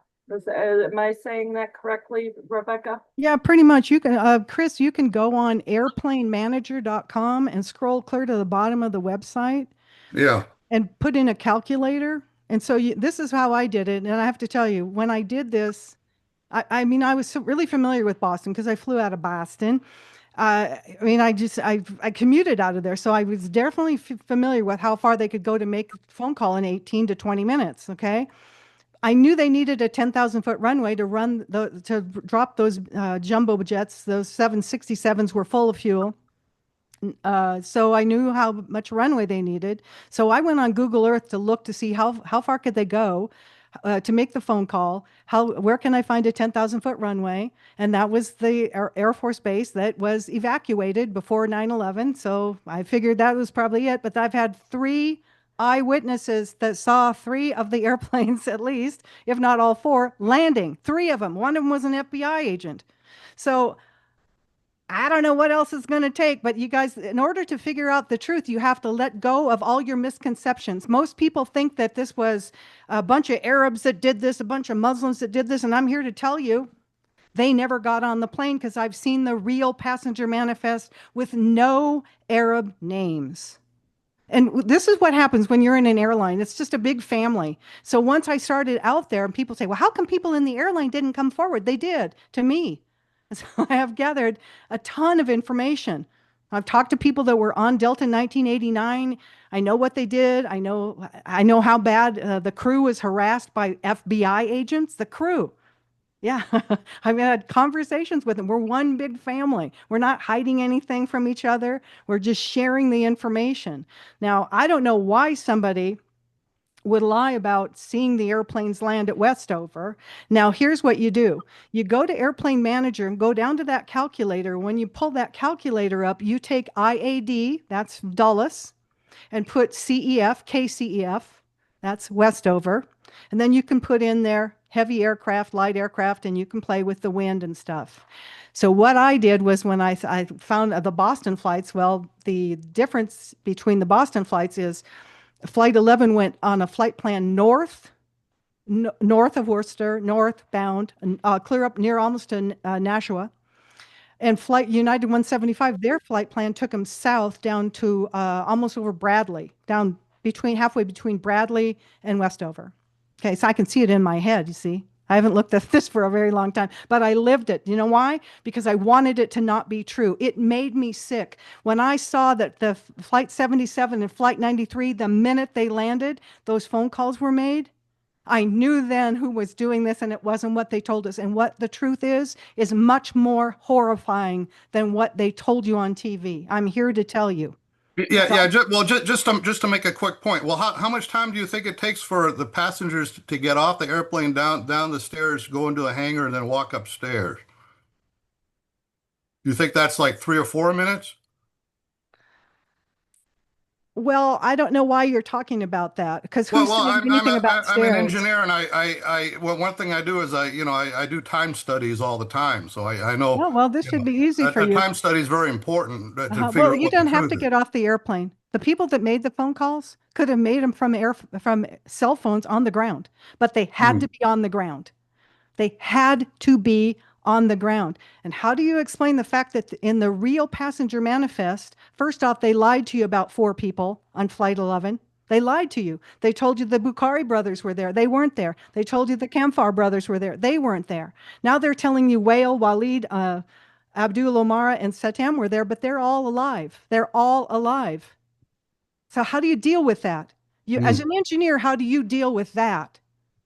It doesn't matter how long it takes people to get up and down the stairs. I'm not saying they even went up or down the stairs. They called from a cell phone. They could have been sitting in the airplane. Okay, yeah, thanks. And we still have some more questions, so let's try and be a little more succinct. Sorry. Ask the question. I'm afraid we're not going to have enough time for you to ask a second question. So put your question in the chat and I will get it to Rebekah offline. Okay. So next we have Jack Bottomley. Go ahead, Jack. Can you hear me, Sue? Indeed. Oh, great. Rebekah, I've always been a fan, and I really think this is terrific. I'm going to treasure the recording of this. I wanted to talk about the difficulty of people believing that the government is lying. And I just keep running into that. People say, oh, the government couldn't lie. And then the power of the big lie. I don't know if anyone saw it, but Bibi Netanyahu gave a speech yes, a couple of days ago where he repeated the story of October 7th. And most of that, the pretty babies sent from a clothesline with their heads cut off, all that stuff has been disproven, really. But he repeated it all. And Whoops, we lost Jack. He was getting off topic anyway. Well, let me just address that for a second. Do you remember how when John F. Kennedy, I bet you were in fifth grade, sixth grade, seventh grade, maybe, Sue. Remember when John F. Kennedy was assassinated? What have we just learned? What have we just learned about that? It took 65 years, and what did we learn? He was in a, quote, my pissing contest, a real contest with Ben-Gurion of Israel. And the reason for that was that Ben-Gurion didn't want their Dimona nuclear weapons factory to be inspected by the IAEA. And that was right before he got killed. Our government, we all know this, took him out with help of another foreign government. I don't need to tell you who. So I guess if they can kill a president, I guess they could do this. You mentioned the MITRE Corporation, and that's an offshoot of MIT. MIT broke all ties with them a long time ago, and the people from the corporation live in the Boston, which is where this group is. I don't know if that's any help, but I thought I would mention that. I was in a graduate program at MIT, and we would have parties and everybody would discuss, what are you going to do when you leave here? What are you going to do when you grow up? And a lot of the people, Jewish guys, were going into the CIA. So it has been infiltrated. Our entire government has been. It's really interesting because, like I said, the Jewish realtor I found it, I think, honestly, it was a Palm Beach newspaper article, and she says, after the anthrax story, they started interviewing her. But I found somebody, I just can't remember the author's name now, who put in his book her story that on 9/11, I want to say at 10:15 at night, she got a phone call from the FBI. They had traced her down to Marwan al-Shihi, who was, they claimed, the pilot at Flight 175. And he had rented, well, it wasn't just him, but that was the story. And then she has quite the story about that in this guy's book. And right now, I just can't remember the name. I have about a couple hundred books to remember. But the fact that she said, if I would have known they were terrorists, I would have drove my car off a bridge. This is in Florida. Because one of them couldn't swim. I knew that. Well, neither of them spoke very good English. So I don't know how she knew that, but I thought that was an odd thing for her to know about a person she was looking for summer rental for. And because she said, because I'm Jewish. And that's the only reason I knew that. And I thought, well, that's weird. That's like Nick Berg. Nick Berg's another interesting story. The FBI had no interest in him, but he has a secondary story because he was found in Iraq in 2004 by our government, planting some bombs and some things, and he had quite an interesting here. But the FBI had no interest in him because he was Jewish, I guess. I don't know. Maybe they can't look at him. I don't know what. I don't have an explanation for that. It's just a coinky dink, I guess. Zionist is a better word because there's an awful lot of Jewish people who want 9/11 truth to come out. Yes, that's very true. It's kind of like with what's going on now with the whole genocide and stuff. The Jewish people are very different than the Zionist, and that Bibi's a Zionist. He's a Polish Zionist. I wouldn't call him Jewish. I'm sorry, I just can't. But yeah, there is a huge difference. And then when you're dealing with the way that wars are set up, I mean, I've read so many books about special forces people and CIA and how they did stuff, and everywhere from Vietnam to Syria today. Today, the president of Syria is a Al-Qaeda head chopper, ISIS character. And we just lifted all sanctions off of him in Syria and took him off the terrorist watch list. He's a good guy now. So this is what I learned. Right. There are terrorists that are on the CIA payroll, and they have been for a very long time, including some big name brands. All right, we may have started ISIS and ISIL. Thank you, Jack. We do have because we're really running over time. We're going to take two more questions. Mike, go ahead. Yeah, just had a quick comment. It's in the chat. on voice morphing technology, that intelligence agencies would have had quite good voice morphing technology in 2001. I was just wondering if you wanted to consider that with some of your conclusions. I actually agree with most everything you're saying, but I do think that not everyone would have been part of the operation, and I think they could have either had pre-recorded phone calls or just simply used voice morphing technology. So I just didn't know if you had any comments on that. My comment is most of those people were really there, whether they knew about it or not.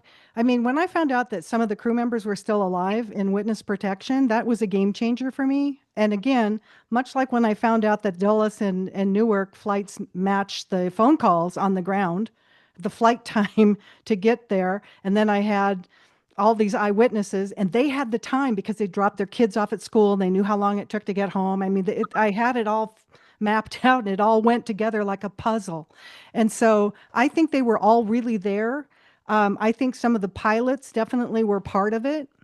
I hate to say that if it blows everybody out of the water, but it blew me out of the water. So you guys might come with me. But I've had people tell me they've seen the flight attendants, but I don't have a good quality hit on that. Not like I do with the pilots. Yeah.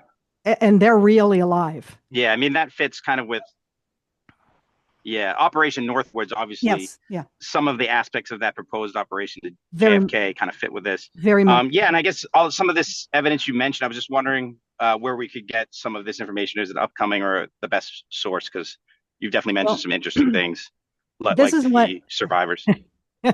This is what I would do. Because it's really hard. I mean, I got sick to my stomach. I couldn't even go back and make myself be wrong when I did that airplane manager thing and the flight time worked with the cell phones and being on the ground. I thought, no, I fought it. I was like, no way in hell. What I'm looking at is our government or a group of governments intelligence operation did this, and it wasn't not what they said. When I found out from some ticket counter people that the FBI was at the airport right away trying to make sure that nobody did what they did. And they printed out the real manifest with no Arab names on it. And then as I found out, I think this was Paul Zaremka's book called The Hidden Hand of 9/11 or something along that line, that they changed the names, the FBI changed the names of the people they said who were on the manifest. I'm like, okay, wait a minute. Now there weren't any of them on the manifest. Now they're all popping up alive. And as I kept diving into this, I'm like, okay, this is worse than what we were told. I don't know what else to say. I'm sorry. I got sick to my stomach. I had to drop this and not even go back and look for a week. And I go back. I told my husband, I'm going to prove myself wrong. This can't be right. This was before I found out that there were no Arabs on the planes and people still alive and crew members still alive and stuff. So wow. Yeah, they were all cutouts. I mean, yeah, exactly. Muhammad Atta and a lot of them. Yeah. So, they were just backstories. I agree. Yeah. And then one other thing, this is a small, I don't know how anyone could look into this, but Barbara Olson is interesting because he remarried someone who looked kind of uncannily like her. So I don't know if she just had surgery and they brought her back in. I think she already passed away, but some of the, so I guess, I guess what would be your best evidence for locating a quote unquote victim from a plane that might be alive? Because if we could prove that, well, that would be eyewitnesses. I don't know, but here's what I would say, because you need to digest the 9/11 truth this way. I would read the books. You can go on readroth.com and buy them from me autographed and save a lot of money, as opposed to Amazon. Read through those, because most of everything I've found is in there. I've just changed the names and some of the identities of locations of some of the people, but all of the story is real. It's based on all that stuff. Hopefully sometime this year, in the next few months, I will come out with all of the receipts, and it'll be the nonfiction. But I think the fiction, the books, the novels will help you understand, and you can go look on the airplane manager and figure out what I figured out through this character named Vera Hansen. Not anybody I know. She's just a conglomeration of flight attendants that I know. She's not me, but just a novel. But all of the 9/11 stuff is based on all the stuff that I have. And I have more than that to go in this the nonfiction. But this to me would soften the blow, so to speak. Yeah. Oh no. I worked on it for I don't know a while now. So and believe me, your story largely fits with what I believe happened. But kind of searching for nuggets where we could have actionable intelligence or actionable evidence um, to help disprove it. So I mean, you've definitely spoken to some of those, but I'm kind of wondering about primary sources or ways you could chase it down further. Um, But that sounds like a whole. and I do have at least one of your books. Sorry, go. And we have one more question, and I also had a couple of questions myself, but I'm going to let Jean and Sandra go. Go ahead. Yeah. Yeah, thanks. It was just a couple of things.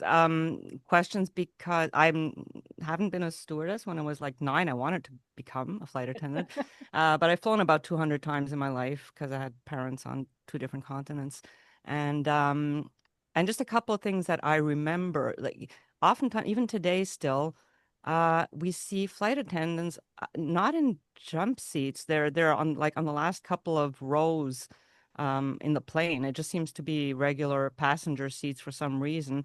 So I just wanted to say that I noticed that at one point. So I'm not inferring anything from it, but maybe it's not necessarily that they're always in a jump seat. But mostly, is it?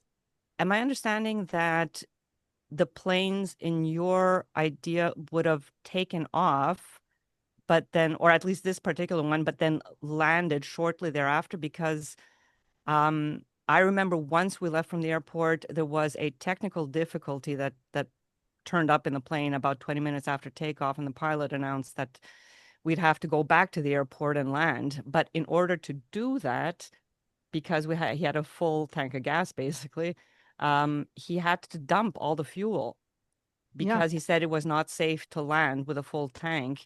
Sure. And so we stayed in the air like another, I don't know, I was young, but maybe another like 15 minutes. And we just saw like all of this spraying out and being thrown like over a forest or something.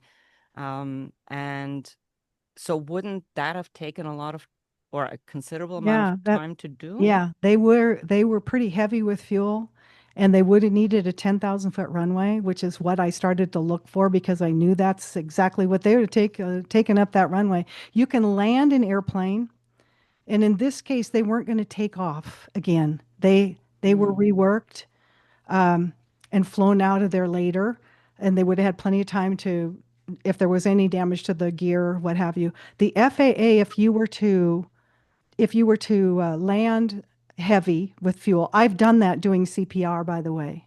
Okay. I was on a 747 from New York to Seattle or San Francisco, and we landed, I think, in Detroit or Chicago. I was busy doing CPR on the floor.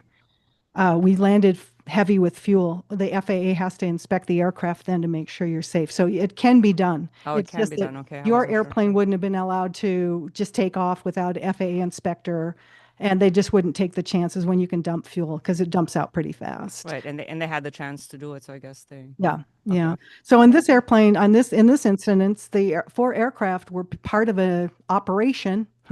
And if you guys go on Google Earth or just go up there, there's the C-5 Galaxy is a huge airplane. It's bigger than, I mean, we go to Air Force bases and to bring in the 747-200 and they go, our plane's bigger than yours. Yeah, it is. And we're like, let me go look in your plane. But they're really, really big. So the hangars are huge. And there's like 6 of them. There's plenty of hangar space there. They easily could have done that. Now, the thing that I found interesting is the gal that contacted me first, that was based there, that was called up and put in a motel or hotel in the area. She says everybody, all the civilians, all the cooks, all the janitors, everybody had been removed, evacuated from that air base. There wouldn't be a lot of eyes, but the former FBI agent that was walking her dogs, her dad's dogs, I believe it was, that saw the planes landing. She'd been in Air Force bases all her life, so it's not that abnormal to see. I agree, it's not. So she didn't really think much of it until I guess she heard somebody talking about it or the interview. Yeah, so many anomalies. But the gal that was over in Otis, that was going to Great Barrington for her. She thanked me after the interview. She said, for, I don't know, 14 years, I've been told I was crazy because she didn't know where that airplane went.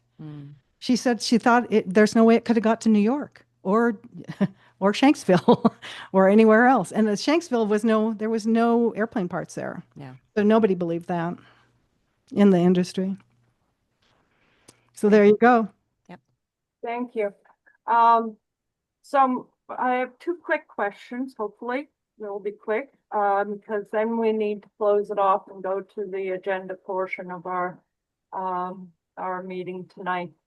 And if you have burning questions, put them in the chat and make sure that there's an asterisk in front of it, because we've got like 50 questions, comments in the chat. And if you want me to forward another question to Rebekah, I will do that for you. But we do need to move along. So my quick question is, there was an air traffic controller in Boston that was part of the 9/11 Truth Movement. Robin Gordon. Gordon. We can't hear you, Val. Robert Horton. Robin. You can't hear me? Hordon. Hordon. Yes. Hordon. Thank you. Are you familiar with him? And my second question, can you address black boxes? And forgive my ignorance, is that the same as flight recorders? Were black boxes ever found? Yeah, they are the same. There's two of them on every airplane. I don't recall Robert Horton, although I did talk to someone who was in the 9/11 Truth Movement, that I had a strip of data that he couldn't detect, and it could have been him, because I don't know how many air traffic controllers are in there. I just don't recall his name. He couldn't read what I had. It was from the terabyte of FOIA data. I did connect with the guy from Edwards Air Force Base, and we went over all of that later. So it's not somebody I've ever worked with, and he could be the guy that couldn't give me the answer, couldn't read, I guess I should say, read the data, because the FOIA data I have it's a lot of stuff. It's typed transcripts of air traffic controllers talking, and pilots and all that talking, planes in the air at the time, from all of the areas that were involved. So I have some flight strips and data from the doomsday planes that they lied to us and said there were no doomsday planes there. I have the data. They're on radar. So they were there. I saw them. I've seen them from paper strips. So, but no, I don't know who that is. Like I said, I did talk to somebody, but I just don't recall his name, because that was probably, I started looking into this in 2009-ish. So it's been a long time. So were the physical black boxes recovered? Eventually, I believe they came out with a story that some were, and I want to say that they weren't initially ever found, and I don't think the ones at the towers ever were. But eventually, I can tell you the story keeps changing. And like the passport was Muhammad Atta's, and then it became Saddam Sukwami's. And then they said there were 2 paper passports at Shanksville. And CC Lyle's flight purse showed up, but no airplane parts. So there was all kinds of stuff. And so I think evidence was planted, I guess I should say. I seem to recall on Flight 77, they came up with a black box. By the way, they are orange. They're not black. There's one in the tail section. There's a voice recorder and a data recorder that does all the flight computered stuff. But I seem to recall that it was from the wrong company, from that American Airlines 757s used. So it was probably debunked as planted. There's a lot of stuff, especially at the Pentagon, that was planted. They're supposed to be indestructible. Yeah, they are. That is a rarity that the orange black box would never be found. It was as rare as the day physics took a vacation on September 11th, 2001, and we saw towers fall into their footprints at breakneck speed. Uh, jet fuel, melted steel, and all those things. And we were told all those things. But I think now what's happening is that, like, especially with the Kennedy thing, and because the Ben Gurion thing and all the you should read this if you haven't gone through this stuff. There's still about 13,000 pages left to be released.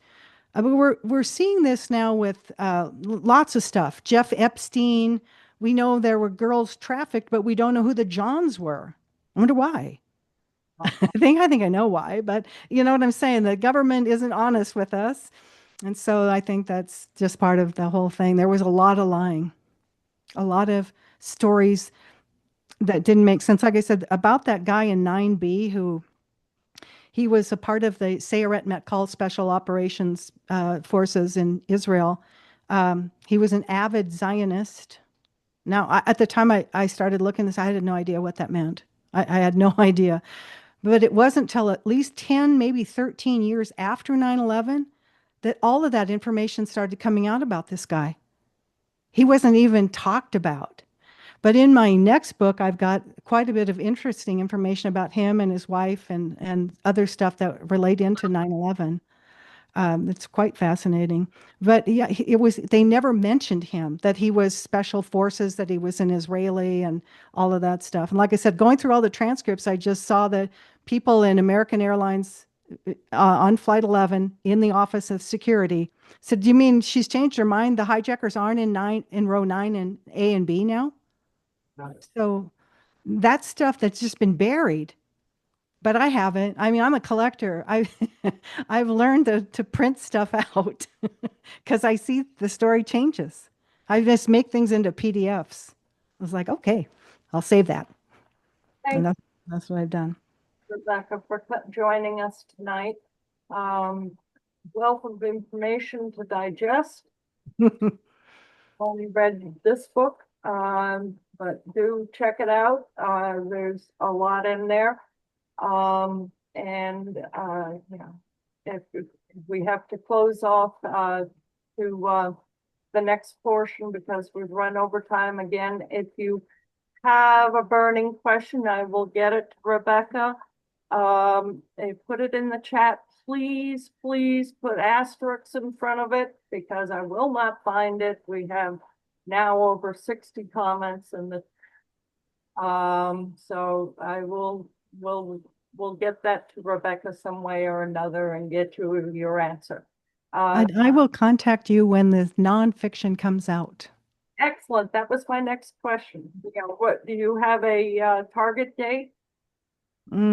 I want to do it before 9/11, before September 11th. I'd like to get it done in August or maybe for the anniversary. I don't know. It's close. I've got the cover. It's darling. Got the title. I got the cover. It's just so massive. It's just so massive. There's just so much. And a lot of it's I'm not even touching. I'm not even going near the architecture stuff. I've got all that stuff too. So. I'm sure. All right. Thank you again. We're going to stop recording and go on to the next portion of our program, our show tonight, the agenda. All right. Sorry, I had to use my flight attendant voice with Ray. I didn't have a hammer. Thank you. I'm leaving now. Bye-bye. Bye-bye now. Say, even if you're not in local to Boston 9/11, truth for the agenda portion. Thank you again. I'm